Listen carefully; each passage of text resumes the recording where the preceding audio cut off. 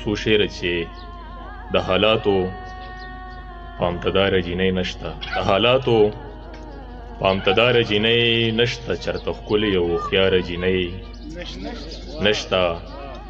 هسې ستا غوږونه نه خورم په سندرو، زم ګودره زم چیناره جینۍ نشته. هسې ستا غوږونه نه خورم په سندرو، زم ګودره زم چیناره جینۍ نشته. چې ماحول ځان سره ټول نغمه نغمه کړي، چې ماحول ځان سره ټول نغمه نغمه کړي، داسې مست او فنکاره جینۍ نشته.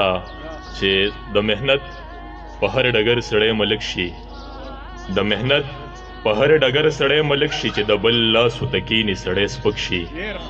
مننه لوپټې پکې د سره صدقه شي، ښایستونه د ځوانۍ ښکار د ټوپک شي.